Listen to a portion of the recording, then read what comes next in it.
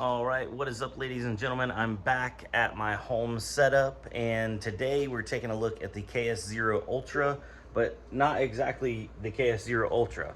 We're looking at powering our KS0 Ultra in a more scalable fashion, and in my opinion, a more reliable fashion. Now, you're not going to be able to do this if you're doing overclocking, and we can address that as we go on further. But I don't plan on doing any overclocking on mine right now, just with all the mixed results. Heard a lot of people that have had really good results, and then, you know, one or two horror stories. Just kind of, I'm always a play it safe kind of guy, you know what I mean? Anyway, let me flip this around and show you what we're working with. Okay, so we have our standard KS0 Ultra, and then we have the laptop brick that it comes with. And you know, I don't have, I just hit that GPU right there. I don't have a temperature gun. Actually, do I had one at one time. I need to get one. Hold on. Yeah, I don't have one right now. I'm going to order a temperature gun, but I'm not gonna doubt the legitimacy or the longevity of these laptop bricks. I just know that this thing gets blazing hot. I am running this at stock clocks. I have not overclocked it, have not turned up any power, anything like that. Apparently on the stock power supply, some people said you can overclock it just a little bit. Some people said you can't. I would be absolutely terrified to try to push more power out of that stock power supply because it's already just super hot.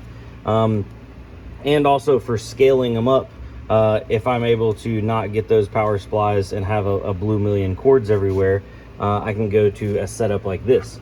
So this is a server power supply. If you guys are not familiar with them, these are HP 750 watts. You can also opt these out and get 1200 watt HP server power supplies. You can plug these into a normal wall socket, 110 volt, just like that. No issues. Got a power button on the back, so you can turn it on and off. Say 12.3 volts and turn it back off. But natively and normally, these don't run off of a 6-pin. Normally people run 6-pin to 6-pin off of these server power supplies. Well, that's where the veteran miner had been talking to me, and he makes a 6-pin to barrel jack adapter. So you can run 6-pin off of your server power supply to a barrel jack into your KS0 Ultra, KS0, or even KS0 Pro, because apparently I guess they're all pretty much the same. The cable that he sent me over, we are partnering with him and we are offering it for sale on the web store. So if you do buy a KS0 Ultra from my web store, you can add this to your order. Or if you want to buy this separately, you can just go search the ASIC section, or I believe it should be in the accessories section as well. And you can just buy this separately. I am working on getting some more breakout boards in stock, and I will be offering a package that will come with adapter cables and a power supply and a breakout board. And obviously it'll be a bulk quantity, so that way, you know, you can get a little bit of savings. So my idea is, I originally wanted to run 5 of these, and they're 100 watts a piece. 5 of these will comfortably run on a 750 watt power supply. You could probably push it up to 6, but then you're getting a little close to the limit. So I'll probably put together like a kit of maybe like 4 or 5 cables, power supply, and a breakout board. So then the only thing you'd be missing is the KS0 Ultra. So anyway, I'm gonna go ahead and unplug and get this laptop brick out of here. We're gonna plug in this guy.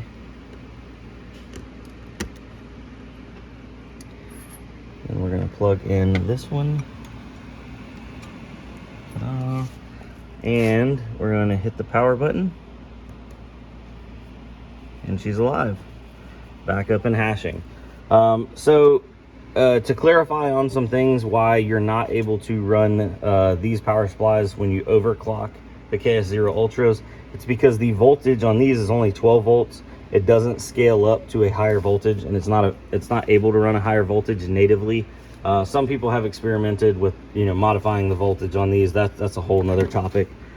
My cat is going nuts right now. But I like to run these power supplies in a stock configuration. I feel like they're tanks. They last. They do a really good job. But if you try to pull more power out of them, they just can't supply it through these pins, and it will burn out at the actual connector. It's not a wire issue or a thickness issue, it is a connector issue. Boy, you better get down. He only wants to do that whenever I'm over here messing with everything. He just wants to be a part of what's going on. So yeah, really cool way to scale them. I was actually talking to my friend, and originally I was thinking, oh, I can 3D print me something, and I'd like to have, like, you know, multiple KS0 Ultras like stacked up, and then I can run these cables, you know, boom, boom, boom, all to them, and it runs off of one single power cord. It's just going to be smooth and sleek and simple. Maybe even mount this on the back of it. Obviously, these things get way too hot to put them in any kind of 3D printed enclosure, so I will be exploring new ideas on how that's going down. Originally, I was planning on keeping a couple of these KS0 Ultras. I did a batch of 10. We already sold through that batch, and we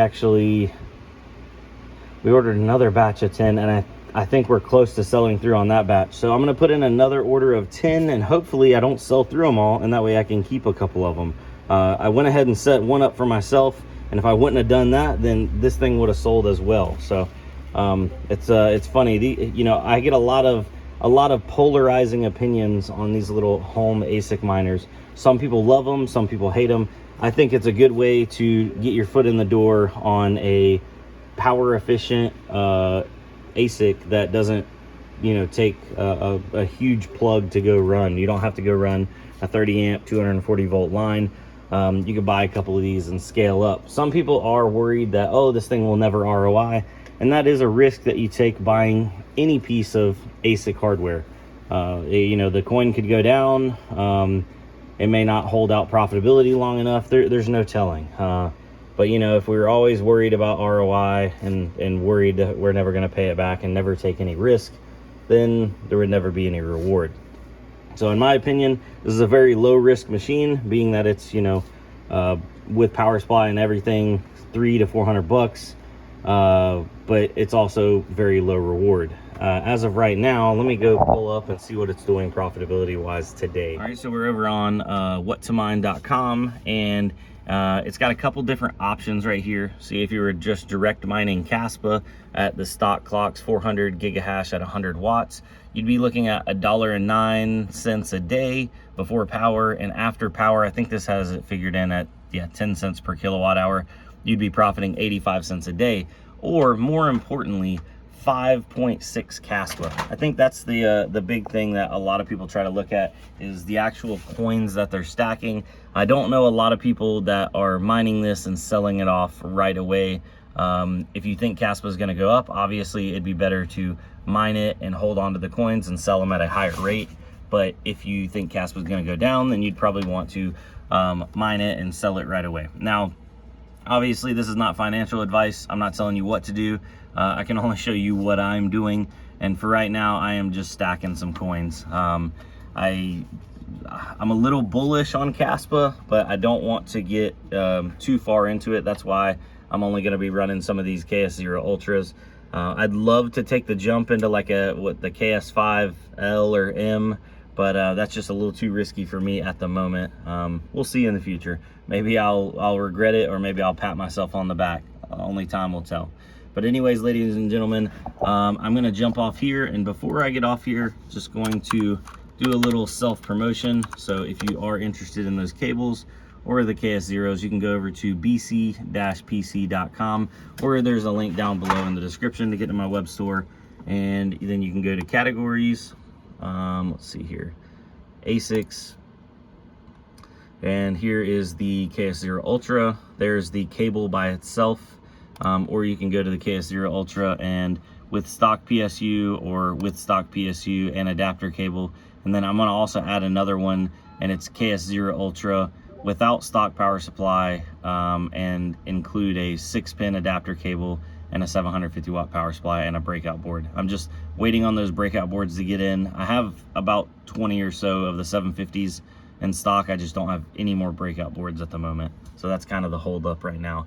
But anyway, ladies and gentlemen, y'all have a good one. And somebody did ask me, we still don't support direct crypto payments through our checkout, gosh, I can't even talk, our checkout process. But if you do want to pay in crypto now, you can click on pay in crypto, and then we'll give you a private invoice or a separate invoice and give you a direct line of payment depending on what you want to pay. More of an old school, you know, one-to-one transfer. Instead of going through a lot of these, you transfer it somewhere else, then they sell it and then send it to me. It's just too many steps or too many fees, and I haven't liked the ones that I've tried so far. So that's why we don't have a crypto option in the cart. So paying in crypto, that's gonna be how you do that. And then we do have our Shop Pay payments back available. That was down for a little while, so you can do, you know, interest-free payments. We have since fixed that. It was just an issue on our end with our accounts. So everything's back up and going. So if you did want to apply for that, that is working site-wide on anything and everything, I think, as long as it's over $50. But anyways, ladies and gentlemen, y'all have a good one. I'll see you on the flip side. Adios.